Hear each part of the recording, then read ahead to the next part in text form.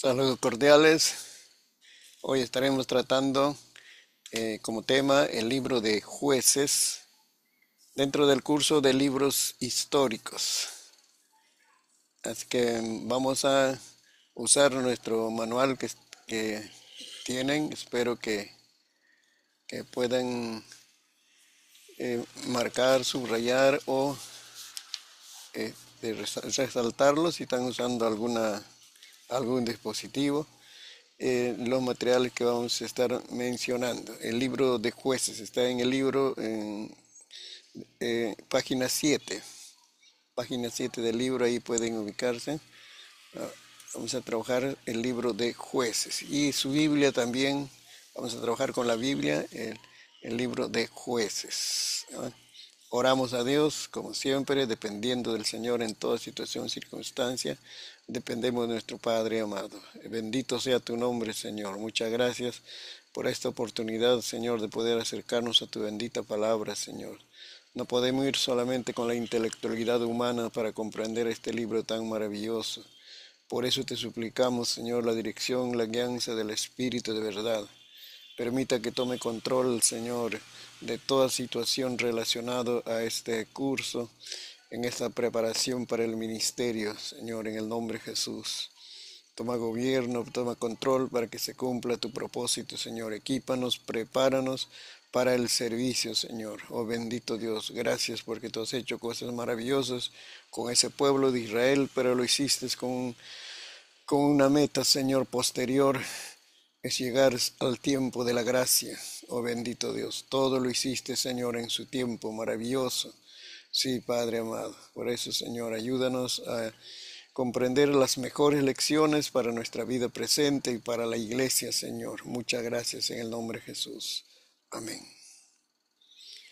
Amén. Entonces entramos en el libro de Jueces. ¿Quién escribió? Se dice que escribió Samuel entre los años 1050 a 1004 antes de Cristo. ¿A quiénes fue escrito? Primordialmente fue a Israel y a las futuras generaciones que iban a leer estos materiales históricos. Y por último llegó hasta nosotros ya como parte de la Biblia.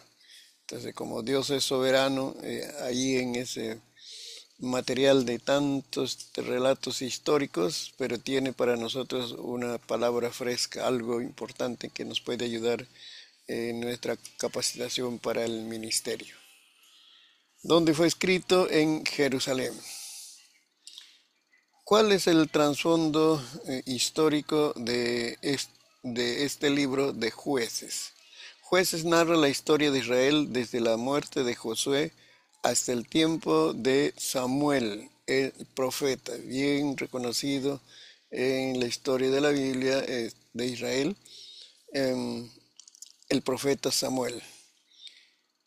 Este periodo durante el cual el pueblo desobedeció y se alejó de Dios repetidamente, lo cual se convirtió en uno de los tiempos más oscuros de su historia. Cuando ellos se arrepentían de sus pecados y se volvían a Dios, Él levantaba líderes, los llamó jueces, quienes temporalmente libraban de sus enemigos. Así que por eso es el nombre de jueces, ¿no? En el escenario de este libro se desarrollan en una época muy difícil para Israel, donde la decadencia, la apostasía y el pecado alejaban al pueblo de Dios. El Señor levantó jueces para superar dichas crisis. En este contexto de declinación surgen los jueces como libertadores. Esa palabra vamos a verlo en diversas expresiones, que Israel quedó libre de sus enemigos, sin repetidas veces, ¿no?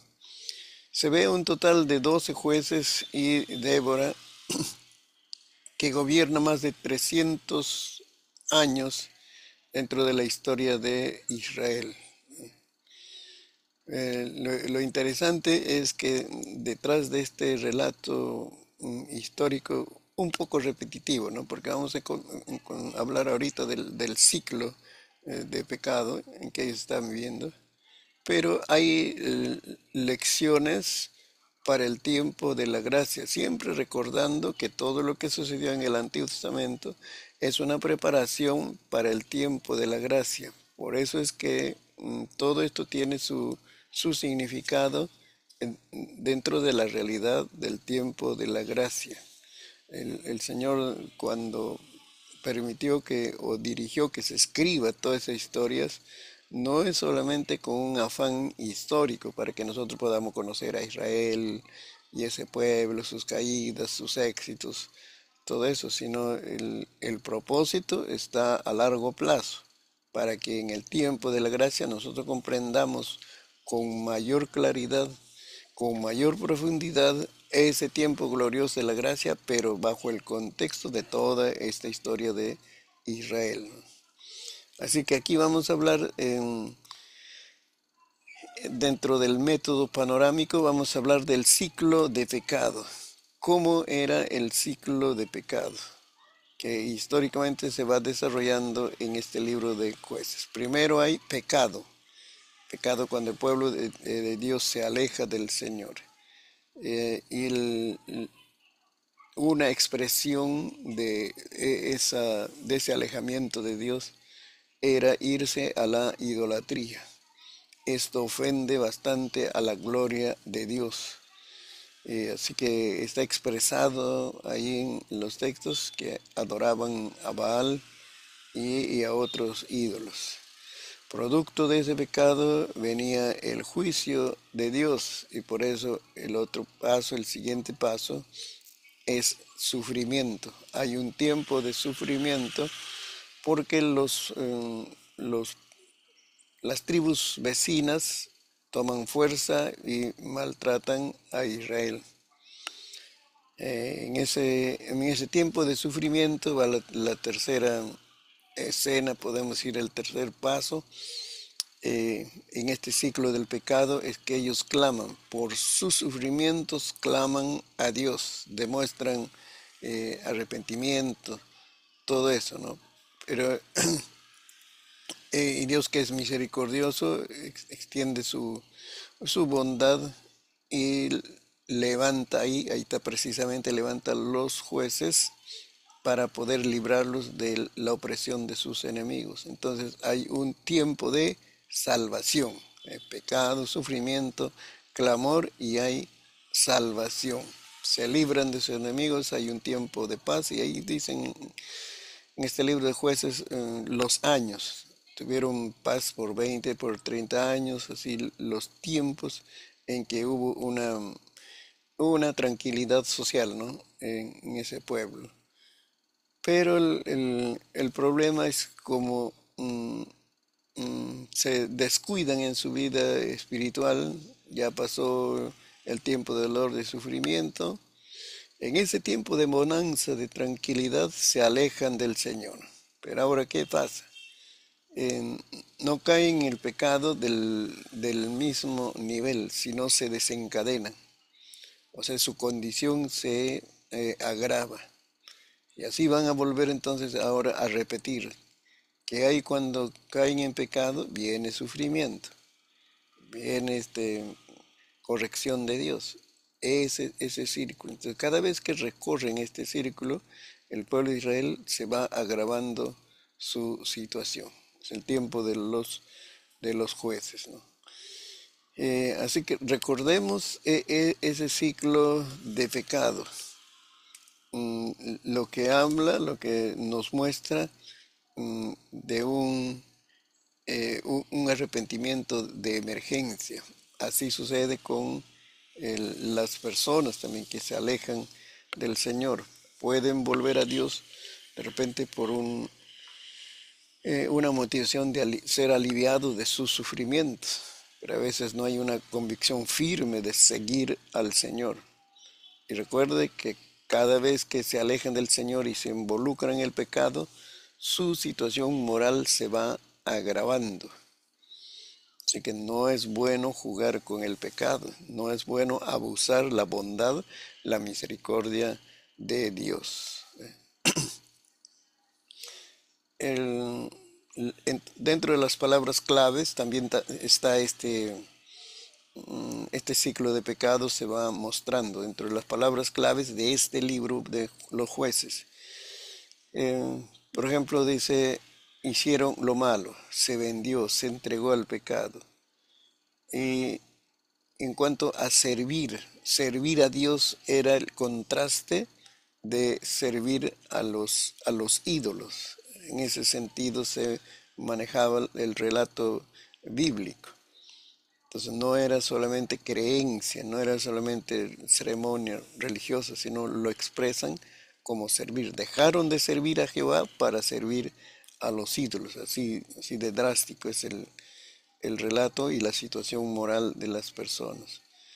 También como palabras claves está que clamaron a Dios,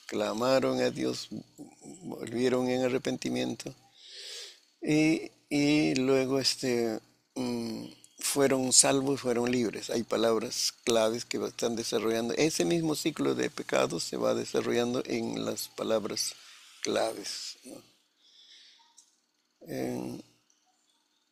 Las características particulares en este libro vamos a encontrar, se registra la primera guerra civil de Israel.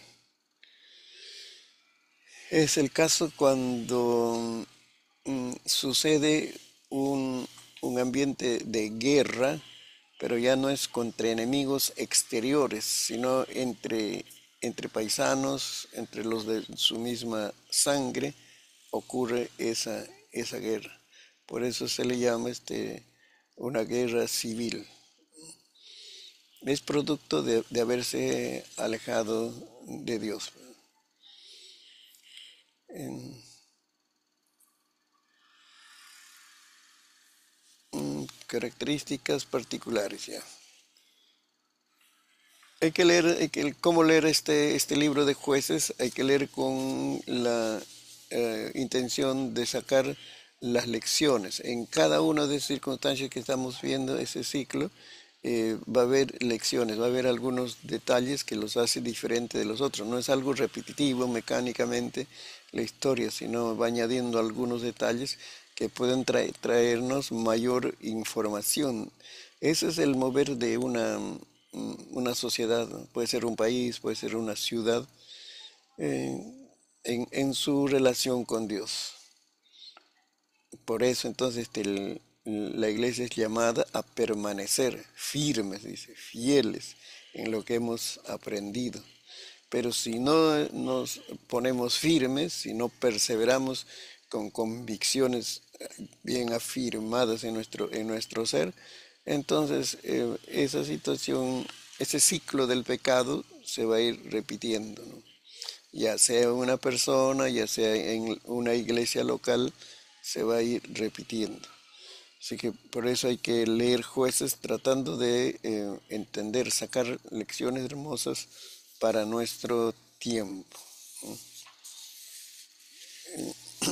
El título, el nombre de jueces, se debe a esos personajes que fueron elegidos para liderar eh, a Israel, ¿no? Aquí están las 12 tribus, entonces ¿quién va a liderar? Equivalente en nuestro tiempo sería el presidente, el presidente de un país, ¿no?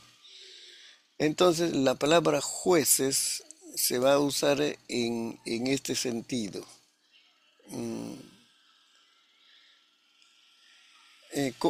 Como líderes, sería la primera palabra, líderes, porque conducen, guían, gobiernan al país de Israel en un determinado tiempo. Pero también se les llama, esa palabra jueces también designa como libertadores o salvadores, por la condición en que se encontraban, oprimidos por sus países o tribus vecinas, o también coalición puede ser de tribus oprimidos. Entonces ahí Dios levanta estos personajes Y por esa obra entonces también pueden ser llamados libertadores o salvadores. Recuerda esto. Esto nos va a ayudar, este pequeño detalle, cómo se le describe esos personajes líderes, nos va a ayudar a comprender también el propósito que tenía Dios con levantar a esas personas, a los líderes. Sí, Dios tiene la bondad de hacer el favor a todo ese grupo, pero necesita una persona cerca a Él. Y entonces ahí está el líder, el juez, el libertador, porque la intención era libertarlos de sus enemigos de ese tiempo. Entonces, no era solo una función política, como vemos ahora que un presidente es elegido para un tiempo de gobierno en determinado país, algo así. No estamos viendo, sino que fueron puestos por Dios, levantados por el Señor, mayormente con este propósito de ayudarlos a que sean libres de sus enemigos. Y por ese trabajo estaba incluido el volverlos a Dios, al gobierno que ellos deberían de hacer caso, desarrollarse, ¿no? Y entonces resultaba en la liberación. ¿Ves? Aquí hemos hablado anteriormente, se está desarrollando el gobierno teocrático en esta época, en toda esta jornada del libro de jueces, incluido Ruth también, se está desarrollando el gobierno teocrático. Por eso entonces no es solo una función política de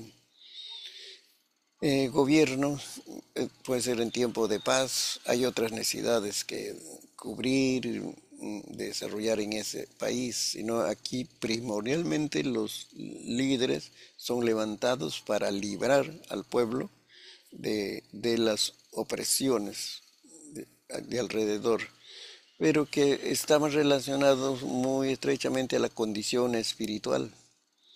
Entonces por eso los hacía volver a Dios. Eso es el caso. También está incluido el aspecto espiritual, el aspecto moral. Por ejemplo, para derrotar a sus enemigos no era solo tener la mejor estrategia de guerra, las mejores armas, sino podían vencer a sus enemigos cuando se volvían a Dios. Ahí está el elemento espiritual, el elemento moral. Cuando ellos se alejaban de Dios, se involucraban en toda suerte de pecados y eso, ellos se debilitaban y los enemigos se hacían fuertes. Son enseñanzas importantes que se encuentran en este libro de jueces. En- hay un, hay un bosquejo, ya estamos en la página 8, que lo vamos a dejar para luego, de todo el libro de jueces. Pero vamos al contexto histórico. Mm, Y vamos a seguir con esa visión de analizar por qué estas personas se alejaban del Señor. El pueblo mostraba desobediencia, pero ya en la siguiente estamos avanzando. Por el tiempo estamos avanzando apresuradamente, pero ustedes léanlo el material con mayor detenimiento, ¿no? Había, dice, 5 razones básicas que dan lugar a estos ciclos de declive moral y espiritual. Habían 5 razones. ¿Por qué cayeron en esta apatía espiritual? Se involucraban en esa vida de pecado. ¿Por qué? Ahí va mostrando las razones, ¿no? Primero es la desobediencia al no echar a los cananeos de la tierra. Y eso va a estar en los primeros capítulos, entre el primer y segundo capítulo, más propiamente está en el capítulo 1, que mm, no echaron fuera, no derrotaron a todos sus enemigos.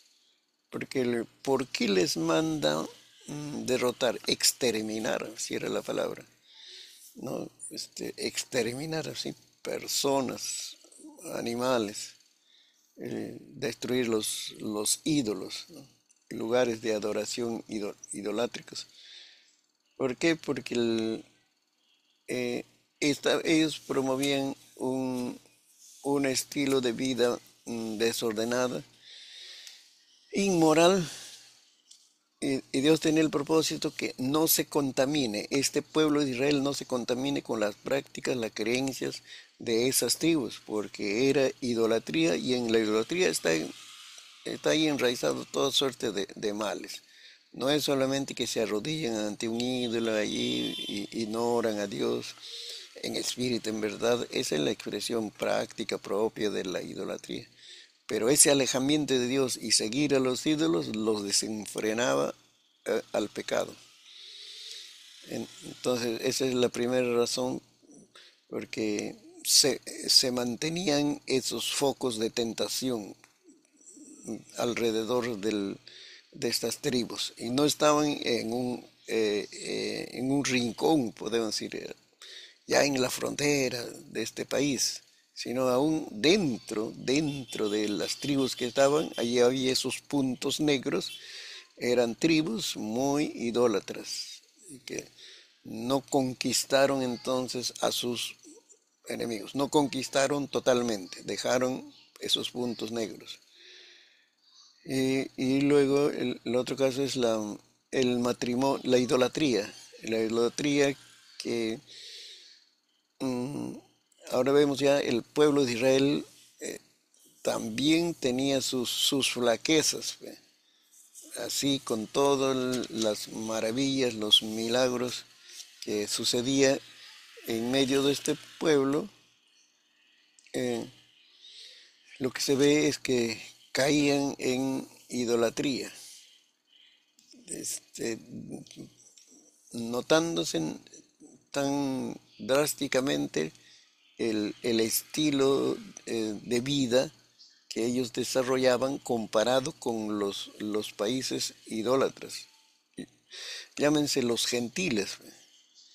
Eh, el problema es que es debido a la naturaleza pecaminosa.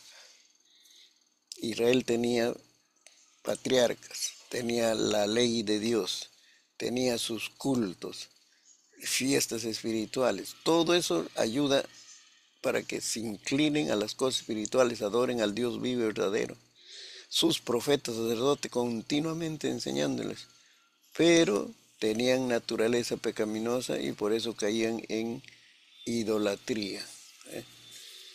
El, por eso dice en Jueces 2:12, dice, dejaron a Jehová el Dios de sus padres, que los había sacado de la tierra de Egipto, y se fueron tras otros dioses. Ellos se inclinaron hacia otros dioses, los dioses de los pueblos que estaban en sus alrededores, a los cuales adoraron y provocaron a ira a Jehová. Qué triste es, ¿no? El pueblo que marcaba diferencia. Ellos podían decir, nosotros adoramos a un Dios que es espíritu y es verdad. Tenemos un solo Dios. Ustedes gentiles tienen cientos, miles de dioses. Ese pueblo que marcaba la diferencia ahora cae en idolatría. En lo más notable, podemos decir, que podría marcar la diferencia, ellos caían en idolatría. Eso fue una de las razones. Y este problema, esta debilidad, no salió de ellos corporativamente hasta que fueron llevados cautivos a Babilonia. 70 años, 70 años de disciplina y pudieron superar la idolatría. Luego el matrimonios con cananeos impíos es el aspecto familiar. Los judíos tenían leyes, tenían leyes de que no deben mezclarse familiarmente con otras tribus, otras creencias. pero se comprometieron, pues, realizaron estas uniones, unión, como dice, yugo desigual. Eso es otra razón para su decadencia moral. Dice Jueces 3, 5 y 6. Dice, así los hijos de Israel habitaban entre los cananeos, heteos, amorreos, fereceos, heveos y jebuseos, y tomaron de sus hijas por mujeres, y dieron a sus hijas a los hijos de ellos, y sirvieron a sus dioses. Es el motivo de la decadencia moral, o sea, el asunto familiar. De ahí lo que procede, porque podían ayudarse, esposo, ¿no? Quizás en su debilidad moral o espiritual, ¿no? Podían ayudarse porque teniendo la misma fe en un Dios creador, pero al no tener esa ayuda idónea, un soporte espiritual, entonces ya se desenfrenaban y adoraban a los ídolos. Todo eso hay que tener en cuenta. Todo eso hay que considerar. El ambiente familiar también va a afectar al ambiente moral del país. No podemos tener un país moral, un país con buenos patrones morales, pero si en la vida familiar no estamos practicando los valores, las virtudes que Dios quiere del ser humano. Otra razón era el no obedecer a los jueces. Estaban puestos los jueces ahí, los líderes nacionales, pero ellos no obedecieron. Ellos fueron levantados por Dios, porque esa es la forma del gobierno teocrático, estábamos hablando. Este no es un asunto, no llegaron a ese cargo por campañas políticas, ¿no? Por arreglos, sino llegaron en este tiempo por orden de Dios para restaurar al pueblo. Pero ¿qué sucedió? Jueces 2:17 nos dice, pero tampoco oyeron a sus jueces, sino que fueron tras dioses ajenos a los cuales adoraron. Se apartaron pronto del camino en que anduvieron sus padres, obedeciendo los mandamientos de Jehová. Ellos no hicieron así. No obedecían a sus líderes. Este es el problema cuando uno se cree líder. Entonces, el otro puede ser líder, ya está bien, él tiene el cargo, pero yo también tengo una visión, una manera de entender la vida o la iglesia o la relación con Dios, entonces también yo puedo seguir, a mi manera puedo seguir y no sigue al líder. Si el Señor le ha puesto a ese hombre por líder, de repente no está en tu mismo nivel intelectual, económico, social, así, pero está de líder. Entonces, se gana con la obediencia, el respeto a los principios de Dios. Pero si yo me creo ya líder, pero no estoy en el cargo, pero si tengo capacidad de liderazgo, se va a notar y Dios me va a poner también en un lugar de liderazgo, todo en la voluntad de Dios. Así que había aquí un rechazo a la autoridad terrenal, pero puesta por Dios. Y ahí está incluido, lo puedes ahí añadir, está incluido la rebelión. Cuando hay dos formas de desobedecer. Cuando no se hace la tarea por descuido, negligencia, de repente no tiene la información adecuada, cómo hacer la tarea, entonces no lo hace, esa es otra forma, eso es desobediencia.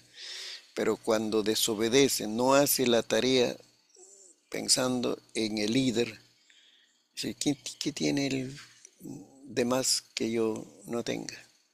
Yo también puedo hacer mi manera, él dice a su manera, pues. Él dice que así se debe hacer, pero yo también puedo hacerlo a mi manera. Entonces, ya ahí la rebelión es irse contra la autoridad. ¿Por qué él tiene que mandarme? Entonces, eso es la razón por la cual se alejaron del Señor. Y por último dejaron a Dios, dice, ¿no? Dejaron a Dios después de la muerte de los jueces. Esto es cíclico. Ya luego en el contenido de jueces vamos a ver. Solamente va a mencionarlo así. Cuando murió Josué, entonces la siguiente generación, creo que la siguiente y la siguiente se apartaron de Dios. Murió el líder, entonces el que los llevaba siempre a Dios, se apartaron. Ellos se apartaron. Y eso se va sucediendo luego. Recuerda el ciclo de pecado, que llegaba un tiempo de clamor, de buscar a Dios en su sufrimiento, y el Señor mandaba al líder eh, y los salvaba, pero se apartaban del Señor, es decir, en tiempo de bonanza, de tranquilidad, se apartaban del Señor. Así era su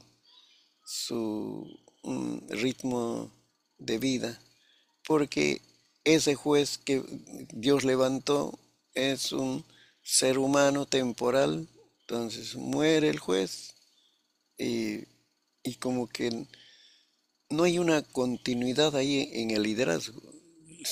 En jueces vas a ver que dice, en ese tiempo no había juez, en ese tiempo. Y no es solo el último versículo también de jueces termina así. Dice, no había líder, cada uno hacía lo que quería, dice. Pero ¿acaso fue la única experiencia? Sino había vacíos de liderazgo en esa época. Y eso es terrible. Y es terrible cuando hay un vacío de liderazgo. Cada uno hace lo que quiere, cada uno pone su ley y cada uno obliga a otro que haga cosas, ¿no? Claro, buscando su beneficio personal, puede ser. Es que se apartaban de Dios cuando moría el líder. Eso no es seguir a Dios con seguridad, con convicción. Eso es seguir a Dios por el rigor, porque el líder está y la está impulsando siempre, la está motivando y a veces con rigor también les está obligando a que hagan las cosas de Dios. Y eso no es una buena señal de madurez, eso no es madurez. Ese es el tiempo de la niñez en que está siendo formado. Un niño, por ejemplo, no tiene los hábitos de un adulto, de hacer las cosas por iniciativa propia, porque esa es mi responsabilidad. Los niños se mueven, hacen las cosas por lo que les gusta. Entonces, me gusta esto, puede hacerlo. Me gusta esto, puede hacerlo. Entonces, es en esa etapa donde se necesita el rigor de otro de los mayores y decirle, debes hacer porque esto te conviene. Porque si no lo haces ahora, te vas a hacerlo más tarde y te va a costar más sufrimiento. Entonces, eso es cuando uno no tiene convicciones firmes, espera el rigor, espera la exigencia, espera la supervisión, espera el castigo, espera la llamada de atención a través de un memorándum, entonces hace las cosas ligeras. No es una buena señal. Ahí estamos viendo, esas son las razones por las cuales este pueblo iba en decadencia moral. Ya, dejemos a Torifecho porque de una u otra manera ya hemos hablado, ¿no? En, en temas históricos y teológicos se relacionan los dos. Dentro del panorama histórico se va dejando pautas teológicas, ¿no? Es decir, ahí se está expresando verdades teológicas a través del desarrollo de la historia en este tiempo. Por ejemplo, en cuanto a los temas teológicos se va a encontrar el poder de Dios, porque Él les daba poder, les equipaba para vencer a sus enemigos. Dios está mostrando su poder, si no también serían vencidos, así que se vuelvan a Dios, serían vencidos por sus enemigos. Pero es el poder de Dios que los respaldaba en momentos apropiados. Y la misericordia de Dios se muestra, ¿no? Porque había un pacto. La misericordia de Dios se muestra, ¿no? Porque ese pueblo, Israel, era un pueblo que tenía un pacto con Dios. ¿Y cuál era la señal de ese pacto? Era la circuncisión. Y se está mostrando entonces la misericordia. No porque habían alcanzado buena calificación. Así es, misericordia no es cuando has alcanzado buena calificación, sino es misericordia cuando no merece recibir ese trato, esa bondad. Es que ha fallado, la persona ha fallado, está tan lejos, tan distante de Dios. Entonces Dios muestra su misericordia, ¿no? Es ahí que va a resultar entonces en ser libre de sus enemigos,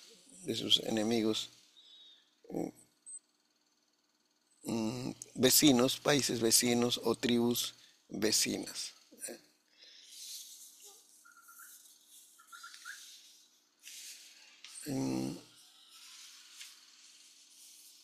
Ya, a ver, están las referencias, importancia de la Biblia. Vamos ahora al bosquejo, al bosquejo.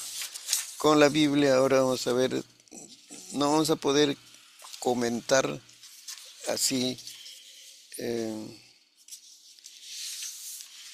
todo todo el libro, pero en algo podemos em, observar las cosas importantes que hay en este libro de Jueces, así como lo hemos hecho de Josué, así también por los capítulos, por los capítulos. Vamos viendo en Biblia, entonces Jueces capítulo 1 y 2. Yo también estoy con mi Biblia. En-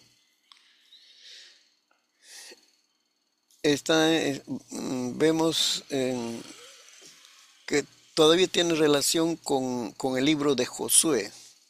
Todo esto tiene relación con el libro de José, porque va a hablar de la muerte de Josué, todo, pero la repercusión ya, o sea, el después. Entonces, cuando murió Josué, que era el presidente nacional de las 12 tribus, ahora ya los, eh, los presidentes, para ponerlo en lenguaje actual, ¿no? Los presidentes de cada tribu empiezan a tomar acciones, porque mm, hay necesidad, los enemigos. Si tú no avanzas en victoria, entonces ahora los enemigos te atacan. Como este pueblo todavía no había conquistado a todos sus enemigos, debería estar en ese modo de seguir conquistando. Josué murió, no es que se acabó las batallas, ya.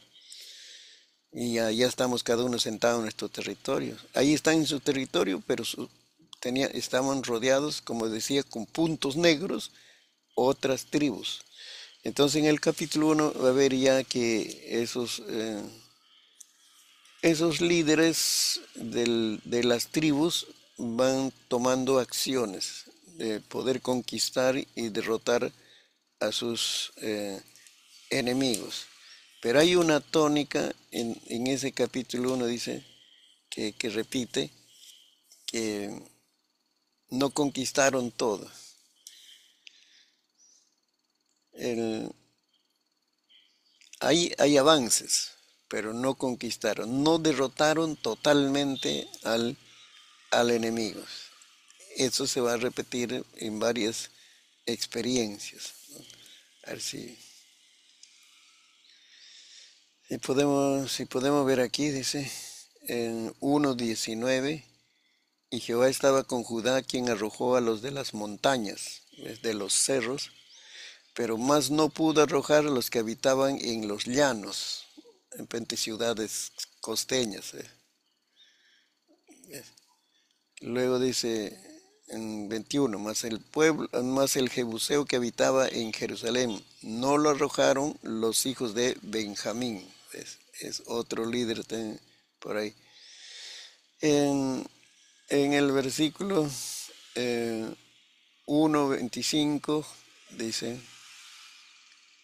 y él les mostró la entrada a la ciudad y le hirieron a filo de espada. Pero dejaron ir a aquel hombre con toda su familia. ¿Ves? Claro, como le hicieron un acuerdo, lo dejaron ir y ese era uno que pertenecía a una de sus tribus. Igual el 28, dice, Israel cuando se sintió fuerte hizo al cananeo tributario, mas no lo arrojó, no lo derrotó completamente. Igualito el 29, tampoco Efraín arrojó al cananeo que habitaba en Geser, sino que habitó el cananeo en medio de ellos en Geser. ¿Ves? Habitó en medio de ellos. Ahí está todo el territorio, pero hay un punto negro. Ese punto negro es que ahí está el, el cananeo. 30. Tampoco Zabulón arrojó a los que habitaban en Quitrón, ni a los que habitaban en Nalal, sino que el cananeo habitó en medio de él y le fue tributario. Ese es el problema, ese es el asunto. Cuando el creyente o la iglesia no está en modo de avance, de victoria, sino está en modo de defensa. Entonces, cuando el enemigo ataca, se defiende. Cuando no va a causar daño, se defiende. Pero no está en modo de avance. Así no es la actitud, esa no es. Eso no es la actitud favorable para un pueblo que avanza con espíritu victorioso. Por eso tuvieron problemas, pues esa decadencia moral vino a causa de no derrotar. Ya, imaginemos, a ver, como ilustración voy a usar, imaginemos que David em, tiene dos etapas en su batalla, su victoria. En su primera etapa lanzó la piedra y el Goliat fue golpeado en su frente y se cayó. Ahí está desmayado o privado, podemos decir. Esa es su primera etapa. Si ahí se quedaba, no hubiera vencido totalmente a los filisteos. ¿Cuál es la segunda etapa? Que sacó la espada del mismo filisteo y le cortó la cabeza a Goliat. Ahí entonces derrotó a su enemigo. ¿Ves? Entonces, David no está en modo de defensa. Si me hace problema, entonces yo me defiendo, ¿no? Si no está en modo de avance. Porque ahí está el enemigo. Aunque no lo está atacando, ahí está el enemigo, está con sus armas. Y lo está amenazando 40 días con su gritería. Entonces él se pone en espíritu de avance, de victoria, y lo derrotó. ¿Cuándo huyeron los otros filisteos? No cuando cayó solamente, sino cuando fue cortada la cabeza de Goliat, allí huyeron. ¿Ves? Así que ya aplique usted, busque las aplicaciones a esta realidad. Y el otro punto que encontramos es hay un ángel que se manifiesta, así como se manifestaba con Moisés y con Josué, también se manifiesta, ¿no? En- ante este pueblo. Esa es una de las visitaciones de Dios, todo eso. ¿Podría esto ayudarles a reflexionar, tomar con firmeza, ¿no? Mira, esa es una intervención de Dios por el bien de ese pueblo, que no se alejen o estén, vamos a decir, en ese espíritu de vencer a sus enemigos todavía.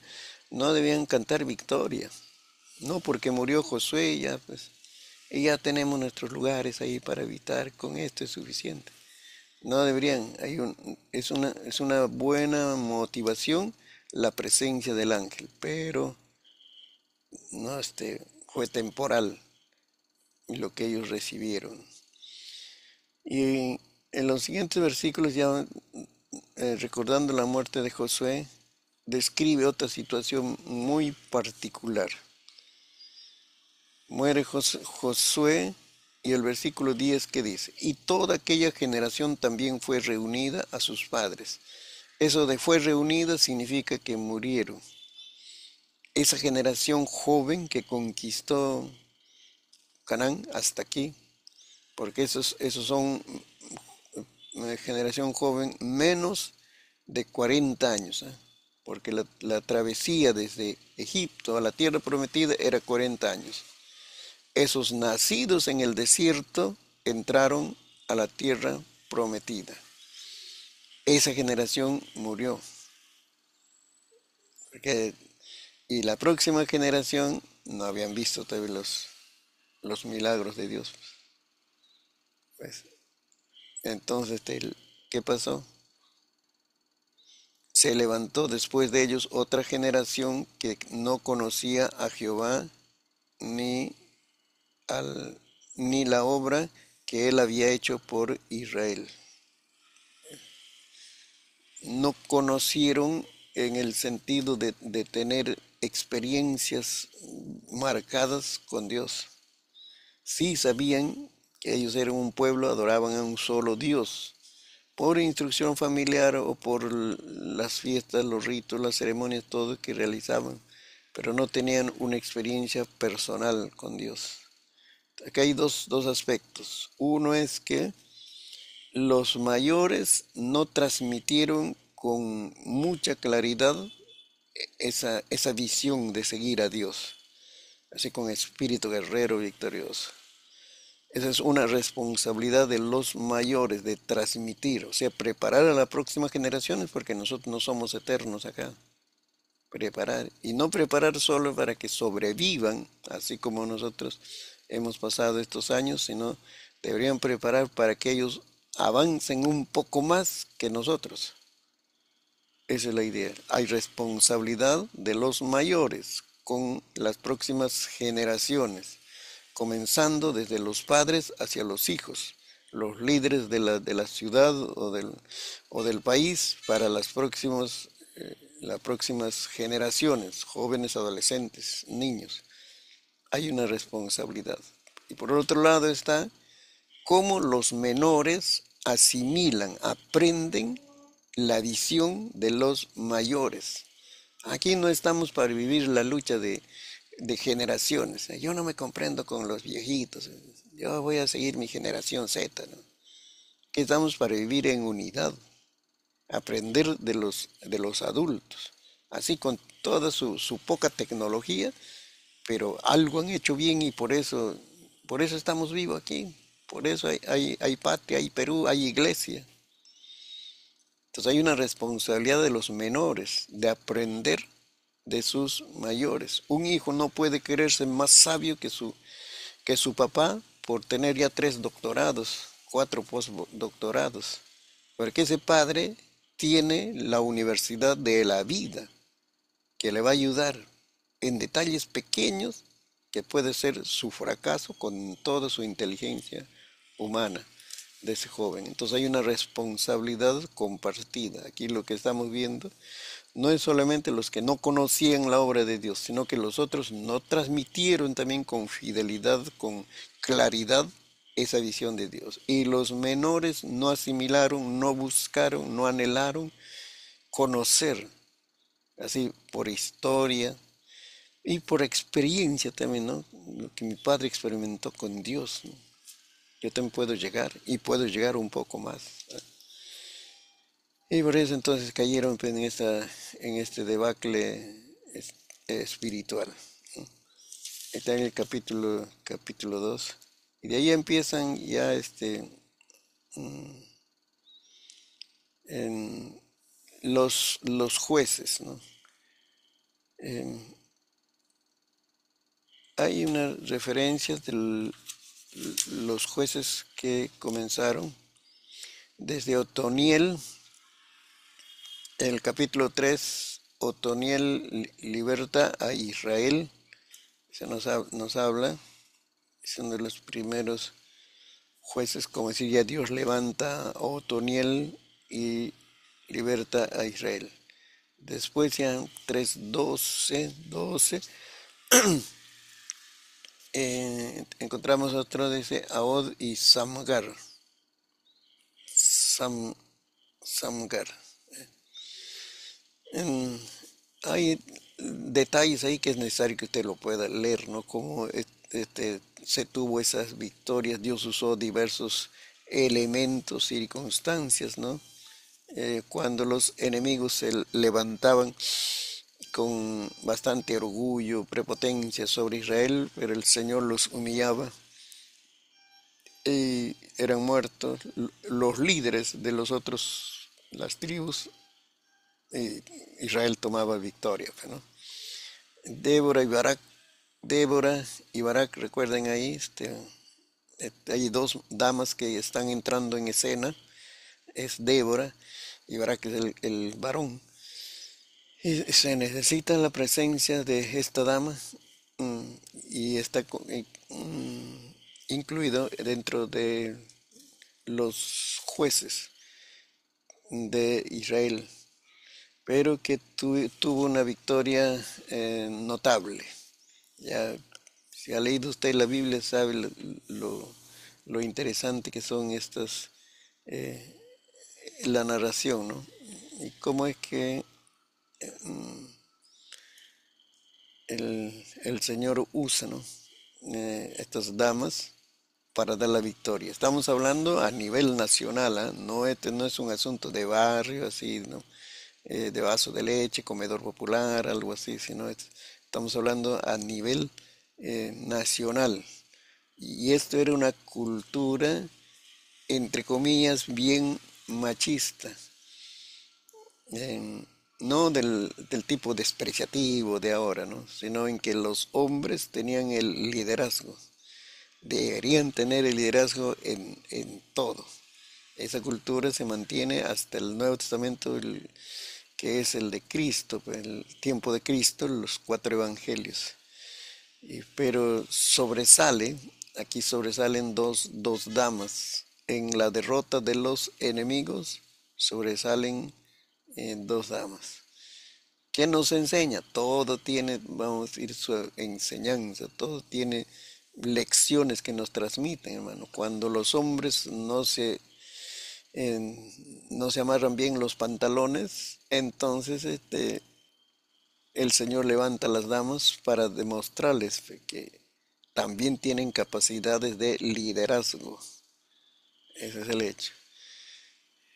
Dios llama, aquí no hay distinción, ya en el tiempo de la iglesia, en Gálatas vas a leer, dice, ahí no hay judío ni gentil, no hay varón ni mujer, no hay ni los muy preparados y los indoctos, ¿no?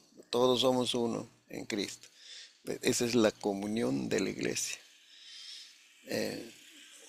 Pero en este tiempo de la historia había una marcada eh, preferencia por los varones que deberían liderar. Pero si estas mujeres sobresalieron, es como decir una luz poderosa. No era lo común, no era lo común. Pero eso es para dejar también lecciones a las próximas generaciones. Encontramos Gedeón, un personaje muy importante. En cada uno de estos personajes hay detalles, ¿no? Que se puede sacar lecciones. Por ejemplo, cuando a Gedeón le llama varón esforzado y valiente. Es varón esforzado y valiente, como que le está llamando, ¿no? Y parece que Gedeón mira, ¿y a quién está llamando eso? ¿A quién es el que él no se consideraba? Él no se consideraba varón esforzado y valiente, ¿no? Le está viniendo a llamar para el ministerio, para ser líder, y le llama así, varón esforzado y valiente. Y es que le está diciendo, el ángel le ayuda para que saque algo de sí mismo. Y entonces él empieza a reclamar, le dice, ¿y cómo va a ser, cómo va a ser esto? Dice, no, si los, ¿quién fue? Los madianitas. Los madianitas, ellos están teniendo todo el poder, abusan de nosotros, todo eso, ¿dónde está? Y el Señor le dice que, a ver, es ahí donde él le encarga, pues, a ver, le encarga esta función de líder, ¿sí? 14, 6:14 dice, mirando Jehová, Jehová le dice, Jehová le dijo, ve con esta tu fuerza y salvarás a Israel de la mano de los madianitas. ¿No te envío yo? Ahí hay un tema que está desarrollando, dice, con esta tu fuerza, ve, como decir, tú vas a ser líder, pero ¿cuál es el equipo, el recurso que tienes? Dice, esta tu fuerza, salvarás a Israel de la mano de los madianitas. Pero él nos estaba viendo así, varón esforzado y valiente. Pero ¿qué, qué quiere rescatar o sacarlo? O como a mí me reclamaste, como van, si tú tienes una visión de ver, ellos tienen fuerza, tienen recursos y nos están oprimiendo.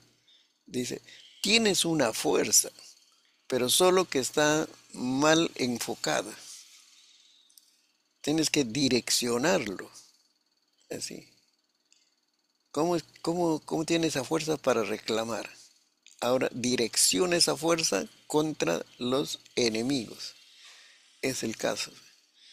Entonces, hay personas que tienen recursos, pero que necesita que alguien los impulse para poder desarrollar ese recurso en un objetivo claro, que les va a llevar al desarrollo, a la victoria.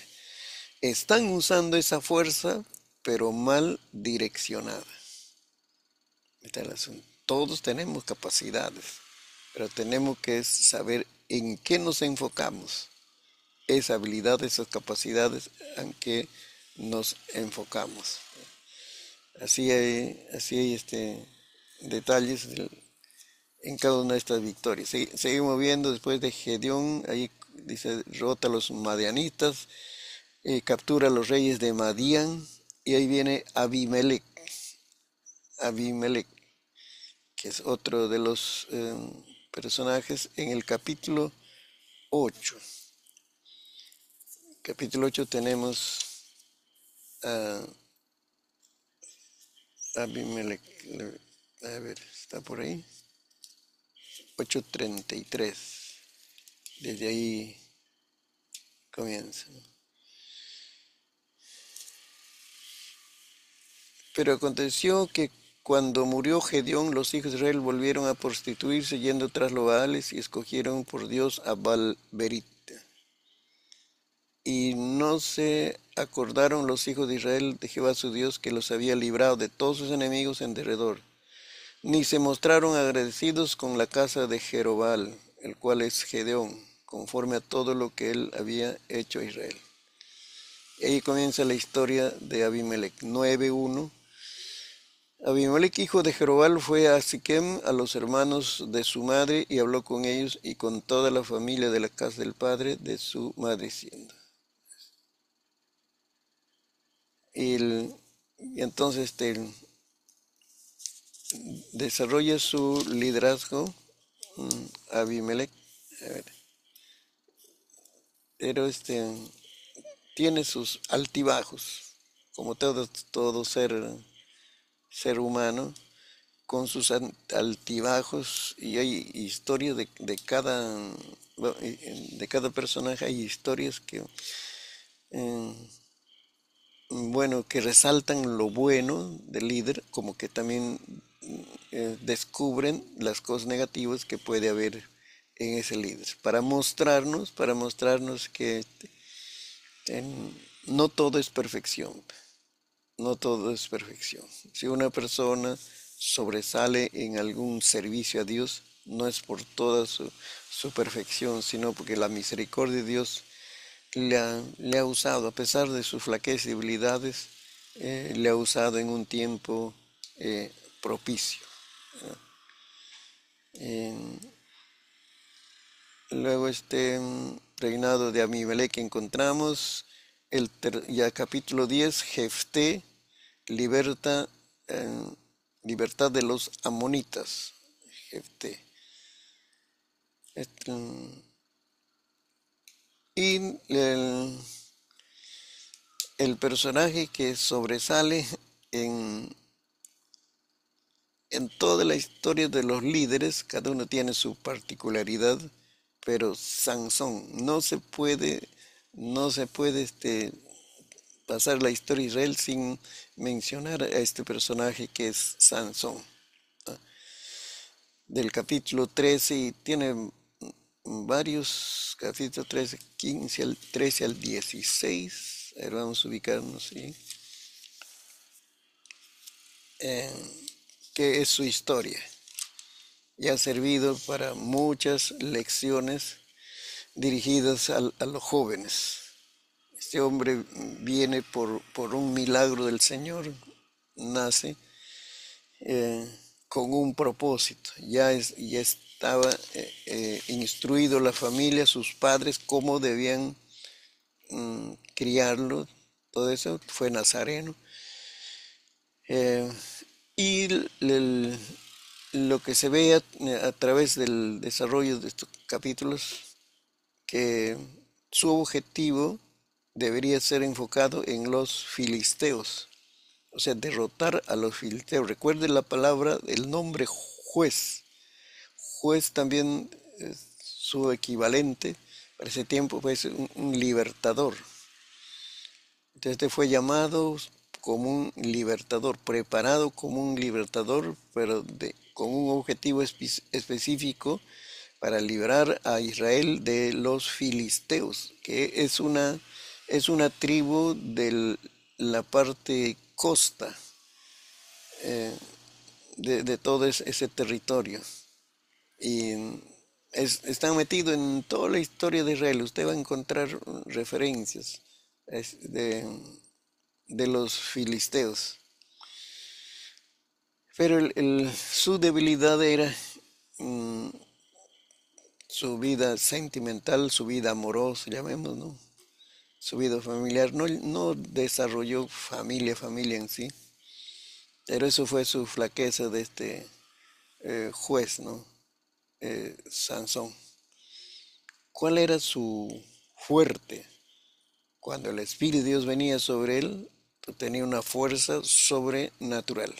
Así era su manifestación. Entonces, Dios puede equipar a cada líder con diferentes habilidades.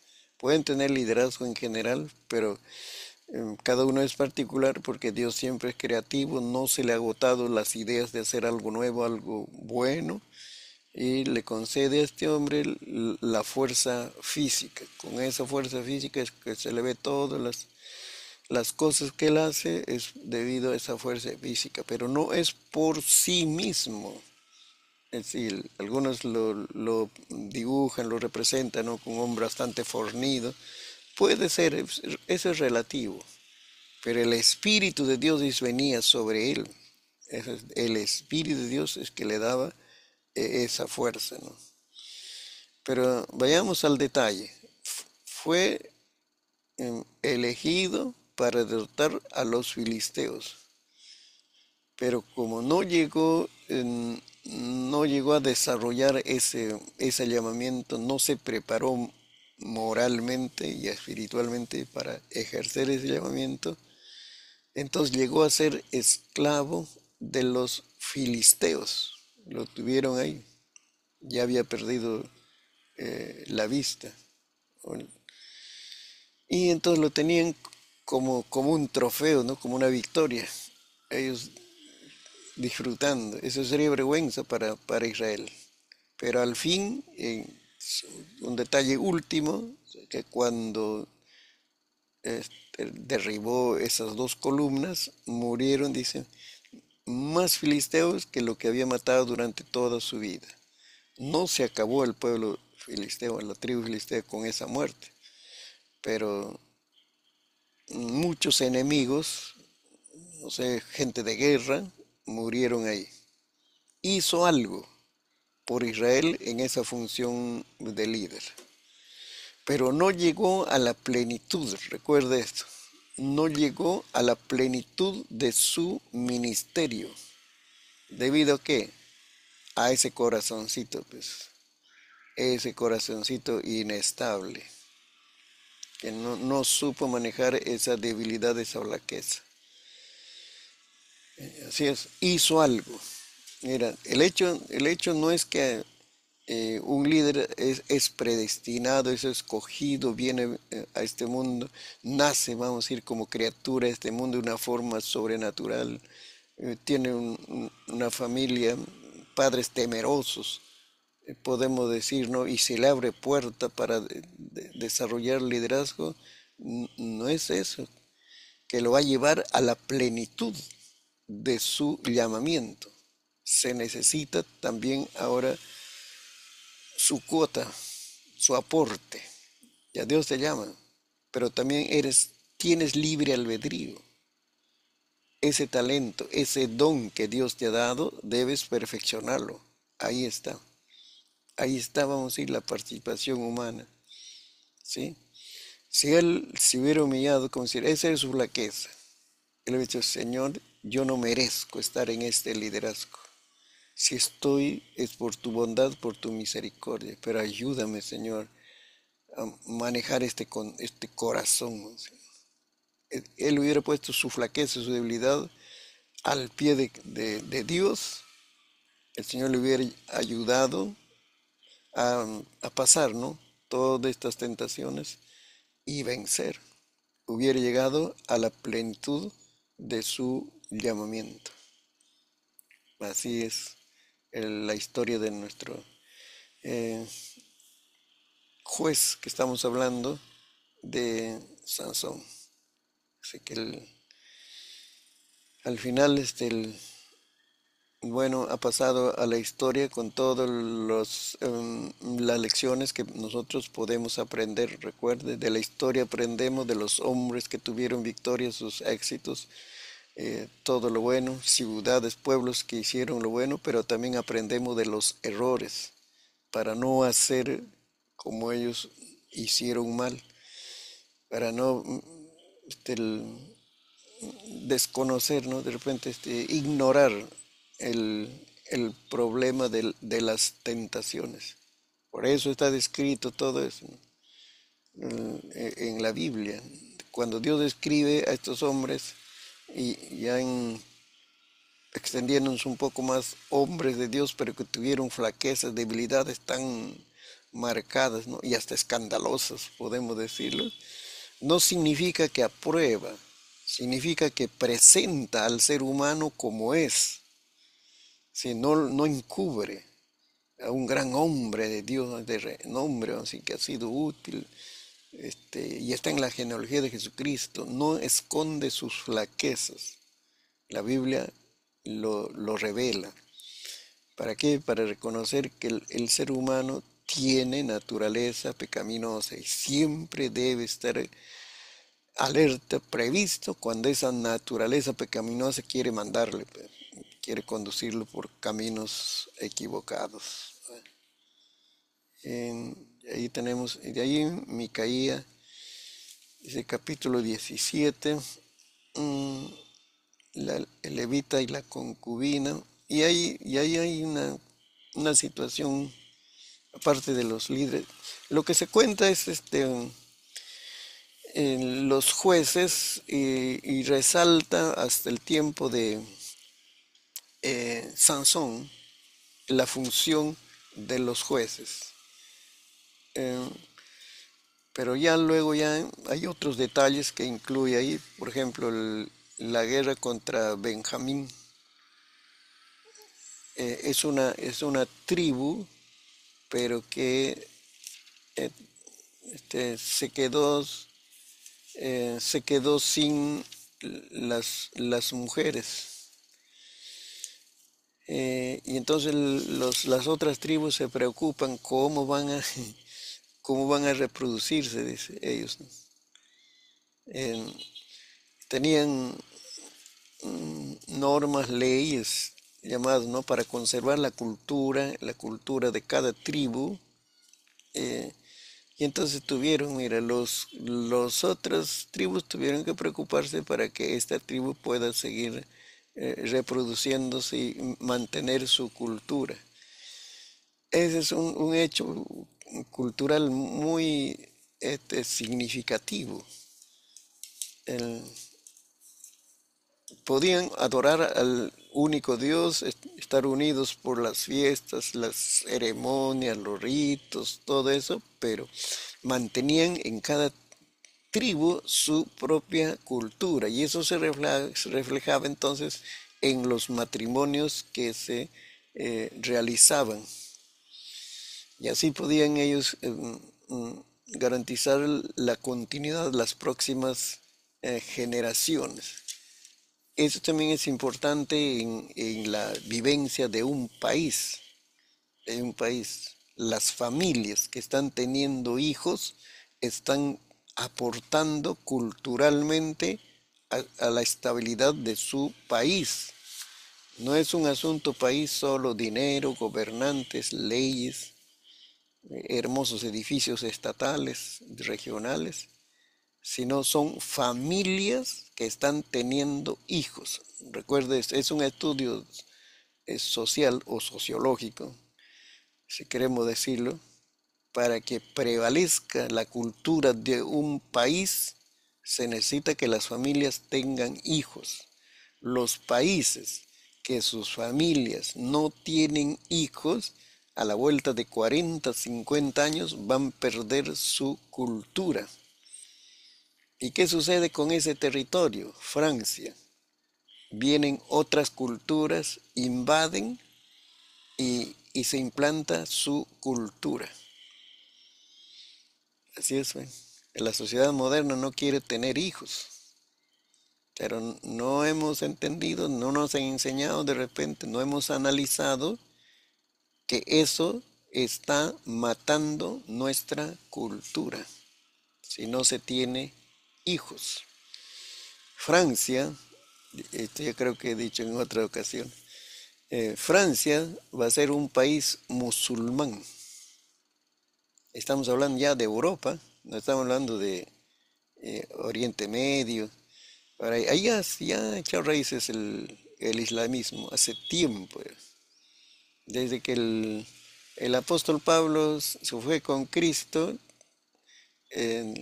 las iglesias de ahí no han podido influir culturalmente a sus países. Y entonces, como ya entraron en decadencia moral y espiritual, la iglesia que no tenía nombre, no, se llamaba Iglesia Católica, se llamaba así Iglesia Católica, desde un tal, un santo llamamos, ¿no? Entre comillas santo. De todos ellos le puso ese nombre Iglesia Católica, así se llamaba. Nosotros decimos Iglesia Evangélica. Esa iglesia perdió el valor moral y entonces el islamismo se levantaba, iba conquistando los países, pero no solo iba predicando, enseñando, mira, este es mejor, sino iba con guerra. Por eso también entonces la iglesia respondió con guerra. Y ahí las cruzadas, ya me estoy desviando un poquito en historia, respondieron con guerra. ¿Y quiénes ganaron? Los musulmanes establecieron su cultura, su religión, ya hace tiempo. Lo que era la cuna del cristianismo, Oriente Medio, ahora es cuna del islamismo.